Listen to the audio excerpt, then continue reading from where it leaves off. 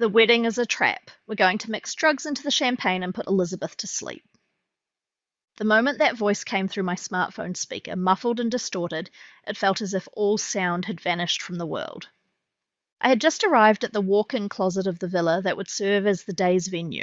I thought I only had to put the final touches to complete my look, chosen to match the pure white dress. It was my younger sister Lauren's wedding.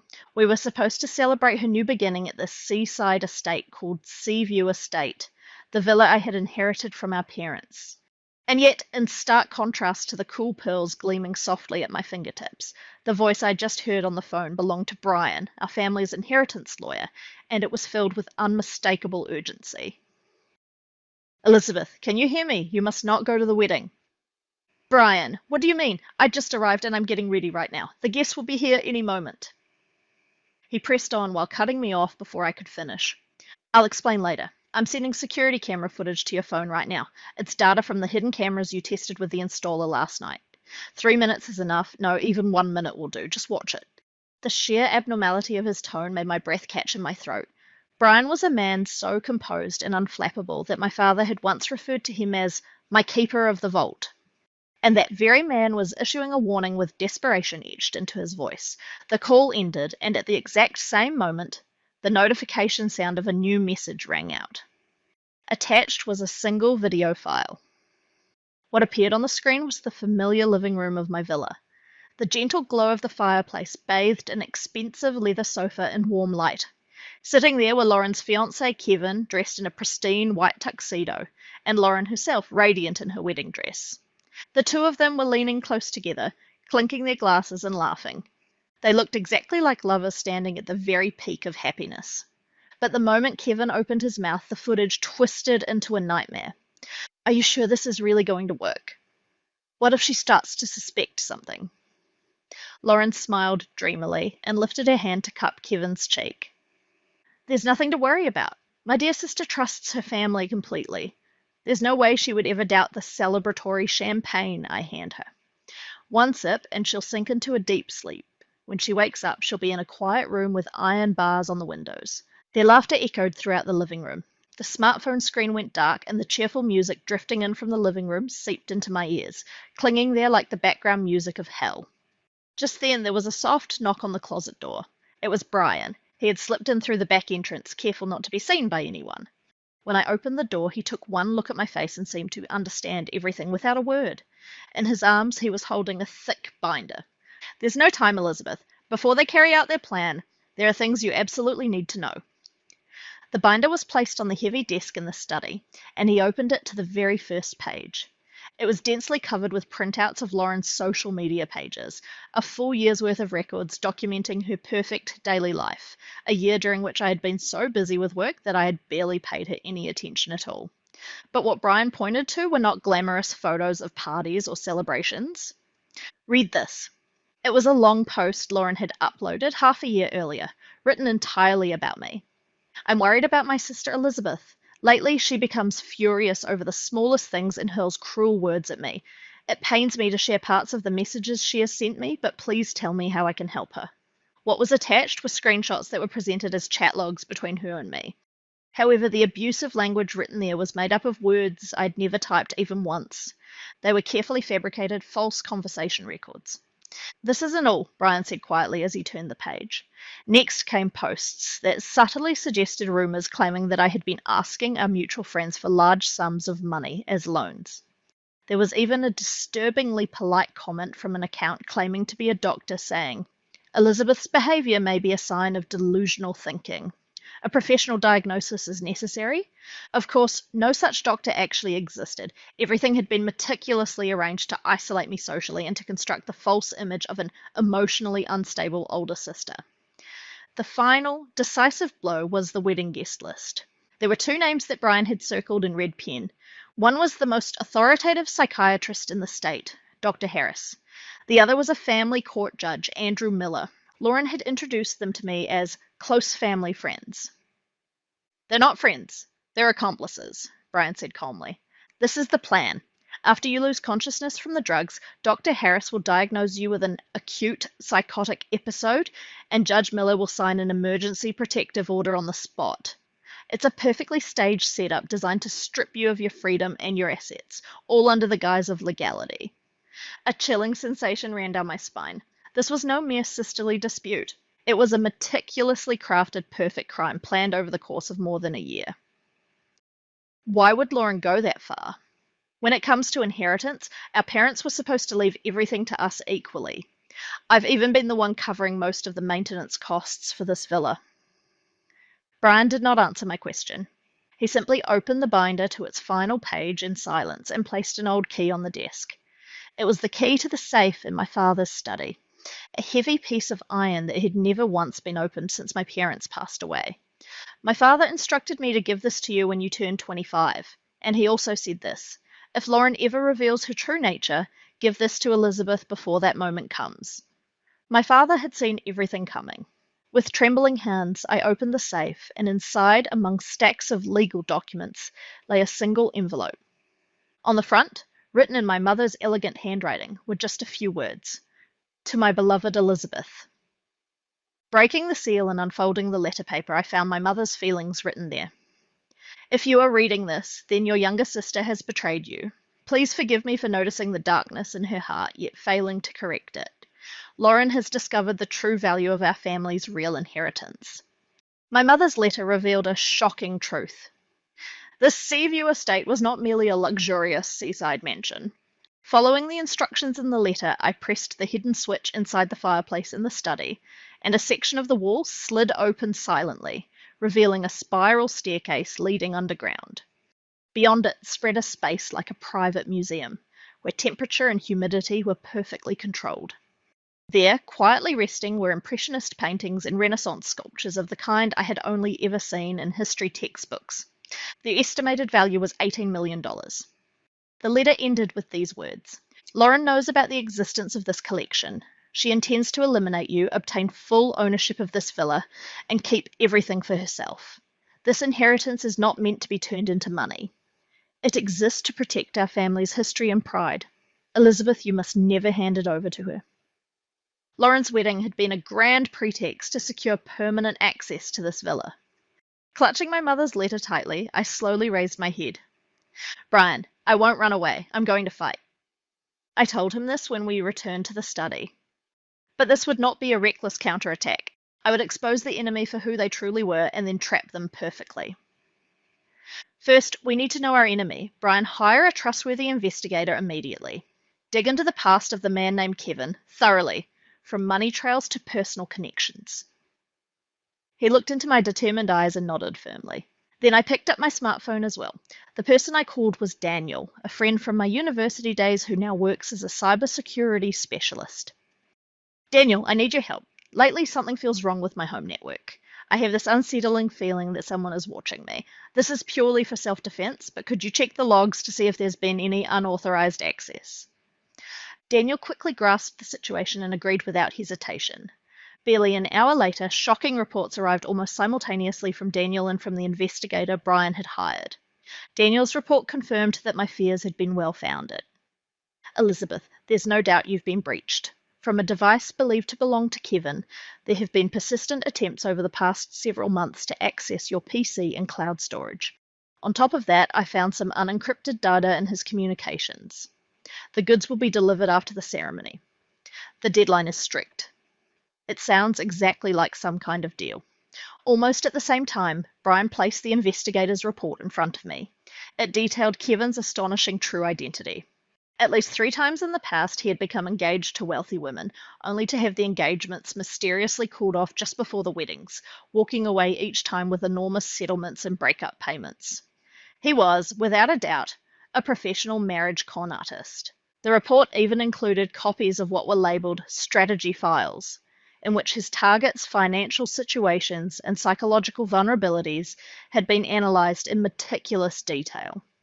In my file, written in red, were the notes: exploit her inferiority complex toward her sister, and take advantage of her loneliness following the death of her parents. I whispered, my breath catching in my throat. This isn't just about money. There's an organised, large-scale fraud operation behind this, backed by an international art theft ring. Brian, contact the FBI immediately. This is beyond what we can handle ourselves. 30 minutes later, the person who appeared beyond the heavy doors of the study was Special Agent Jonathan Reed of the FBI's Art Crime Team. He was an old friend of Brian's, and his eyes carried the sharp, penetrating light that only years of experience could produce. I've heard the outline from Brian. This isn't a simple attempted fraud. It closely resembles the movements of the international art theft ring known as Prometheus, which we've been tracking for several years now. The documents Agent Reed spread out contained information on con artists who targeted artworks using methods strikingly similar to Kevin's. Behind every case, the shadow of Prometheus loomed. This is how they operate. First, they create fractures within the target's family and isolate them psychologically. Then, through legal means, they seize control over the target's assets. Once the desired artworks are secured, the original owner conveniently disappears through an accident or a vanishing. You are dangerously close to becoming their next victim. Agent Reed then revealed another shocking fact. According to our intelligence network, Prometheus sets a strict payment deadline with buyers of 48 hours after the wedding. Lauren and the others are in a position where they can't back out. If they fail, they risk being erased by the organization itself. The enemy's impatience was making them bold and careless. That recklessness was our greatest opportunity. At that point, Brian added new information as supporting evidence. We've also obtained a concerning statement from Ben, the gardener who has worked for this household for many years. He claims that several weeks ago he witnessed Lauren and Kevin conducting some kind of transaction late at night in the garden with unfamiliar men. It was most likely the drugs they planned to use. This testimony became a powerful piece of evidence confirming that their plan had been in motion for quite some time. Then I placed my final trump card on the table. Actually, I found this by accident in Lauren's room. It was a diary, expertly written in an imitation of my handwriting. Inside, entries detailing mental instability, such as "I can't trust anyone and I feel like I'm being watched," had been meticulously recorded over the past several months. Of course, every word of it was fabricated. They were planning to submit this as decisive evidence after I lost consciousness. Agent Reed let out a low whistle. Thoroughly prepared. With this, no one would believe you. Exactly, I replied with a quiet nod. That's why we're going to turn it against them. Under FBI surveillance, I'll create my real diary and add new entries. I'll write, "Kevin is hiding something. I have a feeling the secret lies in the safe in my father's study." And then we'll deliberately let them discover it. At my proposal, everyone in the room held their breath. This was a trap within a trap. The plan was set in motion with lightning speed. First, Agent Reed's team carefully unlocked the old safe in my father's study and installed ultra-miniature cameras and microphones inside it. We deliberately left the safe completely empty. Next, under FBI supervision, I added the final page to the fake diary that had been hastily prepared. What is Kevin's true objective? I found something in his belongings that looks exactly like the key to the safe in my father's study. Tonight, after he falls asleep, I have to make sure. It was poisoned bait, meant to suggest that I was beginning to uncover their secret and to drive them into panic. I then intentionally hid it carelessly in a place where Lauren would easily find it. The preparation of the trap did not end there. At Agent Reed's suggestion, we also launched a psychological operation designed to fracture the conspirators from within. One of his subordinates sent a single message to Dr. Harris and Judge Andrew Miller, respectively, from anonymous prepaid phones. The FBI is conducting a covert investigation on Seaview Estate. This is your last chance to accept a plea deal. If you stay aboard Prometheus's ship, you will go down with it. This single message was certain to create a fatal crack in their unity. Then I moved on to the final finishing touch. Just before the wedding, I visited Lauren's waiting room. In my hand was a small velvet box. "Lauren, congratulations on your wedding. This is something Mum once gave me, and I had it remodeled just for you. As a symbol of our sisterly bond, I want you to have it." What I offered her was a beautiful antique brooch. For a brief moment, she looked at it with suspicion, but whether it was my sorrowful performance or the words "sisterly bond" that moved her, she accepted it without protest. "Thank you, I'm so happy." She proudly fastened the brooch to the front of her dress. Of course, it was no ordinary brooch. Inside it was a state-of-the-art, high-performance listening device prepared by the FBI. With this, all of their conversations on the wedding day would be transmitted in real time to Agent Reed. Just minutes after my visit to her room, Agent Reed quietly spoke to me as I waited in the study, pressing a finger to his earpiece. They took the bait. Lauren just told Kevin that you might be starting to suspect something. It looks like they found the fake diary. From the bug hidden inside the brooch, I could hear their voices, thick with impatience. What do you think about that diary? It's probably just paranoia, but to be safe, we'll move up the plan. Let's finish everything as soon as the toast is over. They had bitten perfectly into the bait I had set. Then, from their conversation, decisive words about the safe leaked out. That safe is infuriating. Dad must have been hiding something in it. Don't worry, once the ceremony is over, everything in that house will be ours. We'll just break the safe open and check what's inside. They still had no idea that the safe in the study they were about to head toward was actually the entrance to hell. And then the time for the wedding arrived. Beneath a pure white arch set up in the garden, I slowly walked down the aisle as the guests greeted me with applause. At the altar, Lauren and Kevin welcomed me with radiant smiles. Their smiles were perfectly staged, but the rough breathing and rapid heartbeat I could hear through the brooch told me everything about the panic hidden beneath those masks. I'm so glad you came. Lauren embraced me and whispered that in my ear. Her voice seemed to carry a strange mixture of pity and mockery. I lightly patted her back and whispered back in the same way. For your happiness, of course I would, Lauren. The vows were exchanged, and the rings were placed on their fingers. Everything looked like a picture-perfect scene of happiness, yet my eyes caught the sharp gazes of Agent Reed's operatives, standing around the venue disguised as waiters. I could also see Dr. Harris and Judge Andrew Miller seated among the guests, clearly unsettled, glancing around repeatedly, no doubt shaken by the anonymous messages they had received. At last it was the final stage of the plan. I had been entrusted with the toast, and I stepped up to the microphone. The guests' warm gazes focused on me. I delivered the speech I had prepared flawlessly. Memories of Lauren from our childhood, and heartfelt words wishing for her happiness. Because most of it was true, my voice never wavered. As the speech ended, Lauren gave a signal, and Sophia, the catering manager, approached, carrying a special champagne bottle on a silver tray. It was a 1928 vintage, the finest bottle our father had left behind. I saved this especially for you. Lauren held out a glass to me as she said this. At the very moment I reached out to take it, just as planned, I staggered slightly and pressed a hand to my forehead. I'm sorry, I feel a little dizzy. With those faint words, I slowly collapsed onto a nearby sofa. The entire venue fell silent in an instant. Elizabeth. Brian rushed over, supporting my shoulders with concern. I did not miss the brief flash of panic that crossed Lauren's and Kevin's faces. To them, this must have looked like the perfect opportunity to accelerate their plan. It's all right. The tension of the ceremony must have finally caught up with you. Lauren crafted a perfectly worried expression and knelt down beside me. Come on, just take one sip. It's Dad's celebratory toast. Once you drink this, you'll feel better for sure. This fleeting moment of confusion was everything for us. For a few brief seconds, Brian pretended to tend to me, deliberately drawing Lauren's and Kevin's attention toward us. In that opening, Sophia, the catering manager who was working in coordination with the FBI, performed what looked like sleight of hand on the silver tray. She slipped the drug-laced glass I was supposed to drink beneath the tray and smoothly replaced it with harmless sparkling wine prepared in advance. Then she switched only the glasses that Lauren and Kevin were about to take, making sure they were the ones filled with the real drugged champagne. It all happened in the blink of an eye. Pretending to tremble, I slowly accepted the glass Lauren handed to me. Lauren and Kevin also picked up their own glasses. The 3 glasses clinked together with a dry, sharp sound. In their eyes, I saw absolute confidence in their victory. I merely brought the glass to my lips and hardly drank at all. Lauren and Kevin, however, drained theirs in one gulp, as if savouring the nectar of a celebration. After confirming that they had emptied their glasses, I prepared to give the signal. At that moment, I saw Kevin's face turn slightly pale.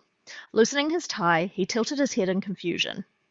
I suddenly feel really sleepy. His words gradually began to slur. Beside him, Lauren stared into space with unfocused eyes and swayed unsteadily.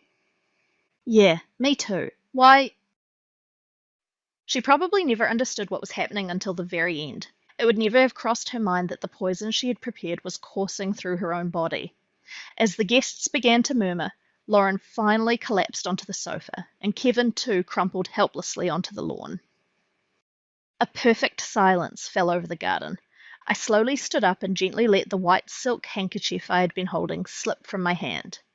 The instant the white handkerchief fluttered down onto the grass, those who had been playing the roles of flawless waiters and quiet guests moved all at once. What appeared from beneath their jackets were FBI badges and firearms secured in holsters. FBI, nobody move. The venue plunged into panic in an instant, but the strong-built agents quickly secured the area and began guiding the guests to safety. At the center of the chaos, Lauren and Kevin lay unconscious, limp as puppets whose strings had been cut. Agent Jonathan Reed knelt beside the fallen pair and called over the medical team. Conduct drug tests immediately. Identify the substance used and secure it as evidence. The medical team efficiently drew blood from both of them and carefully placed the champagne glass Lauren had been holding into an evidence bag. I watched the scene unfold in silence.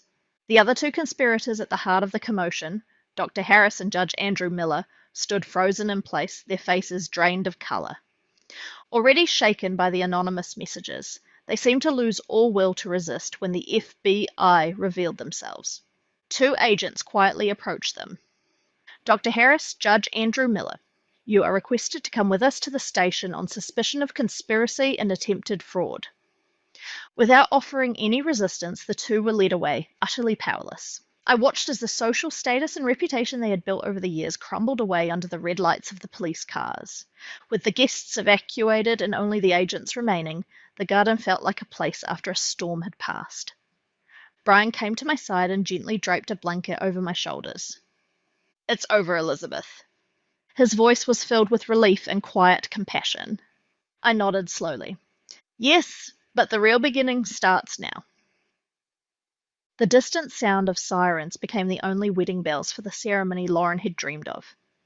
The perfect trap she had designed was executed without the slightest deviation. With one exception, the one caught in the trap was not me, but her herself. The first thing Lauren and Kevin saw when they regained consciousness was not a warm bedroom, but the cold walls of an FBI interrogation room. The results of the drug tests detected a powerful tranquilizer in their systems, confirming the charge of attempted murder. But that was not all Agent Reed placed before them. There was evidence of the marriage scams Kevin had carried out repeatedly in the past. The contracts documenting the sale of artworks made with Prometheus, and every raw, unfiltered conversation recorded by the brooch pinned to Lauren's dress. There's nowhere left to run. Agent Reed delivered the words calmly. Cornered, Kevin betrayed Lauren without hesitation and tried to shift all the blame onto her. I was just following her orders. She planned everything. She was blinded by money? At that ugly betrayal, Lauren's face twisted as she screamed hysterically.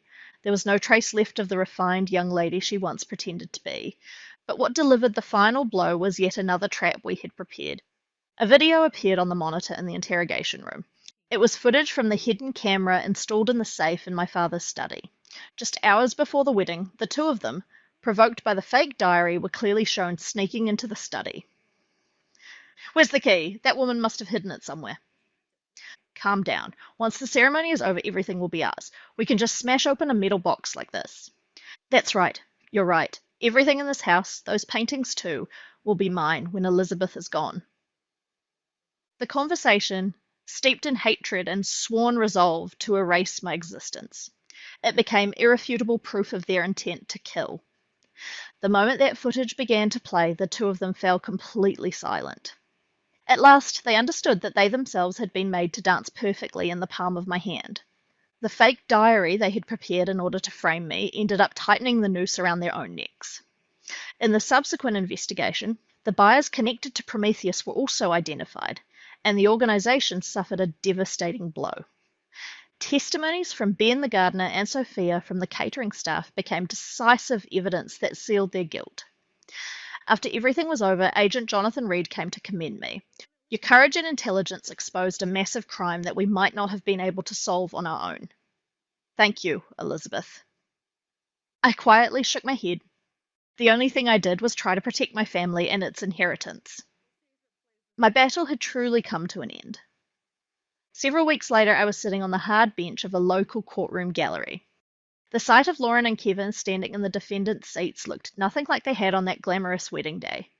The expensive dress and tuxedo had been replaced with dull orange prison uniforms, and the confidence that once filled their expressions had been reduced to exhaustion and despair.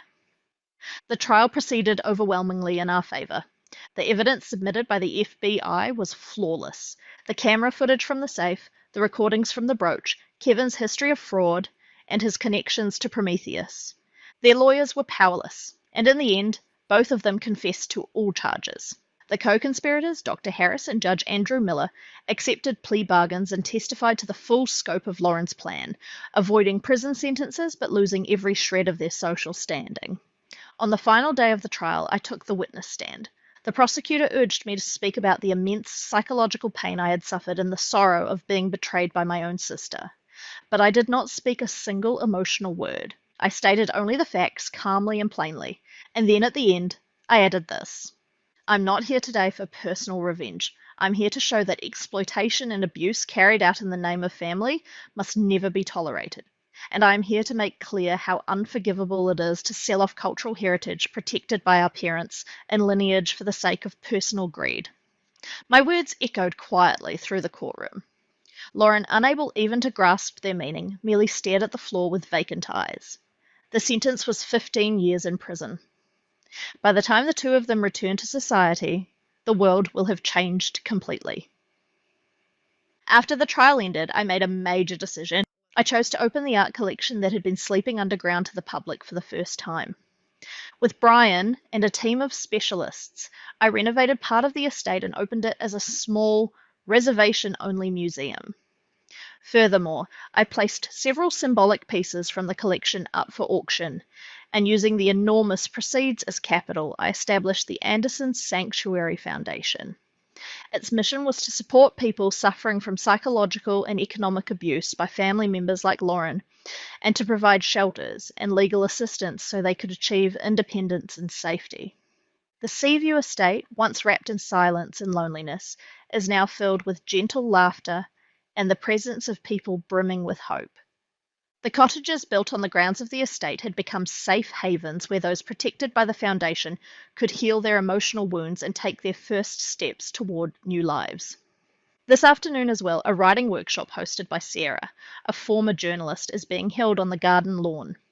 The sight of women trying to overcome their pasts by putting their experiences into words was more beautiful than anything else. Lauren and Kevin continue to quietly serve their time in prison. There has been no contact from them, and there never will be again. I do not hate them, nor have I forgiven them. I simply no longer care. There is something I have learned over these past 5 years. Family is not defined by blood alone.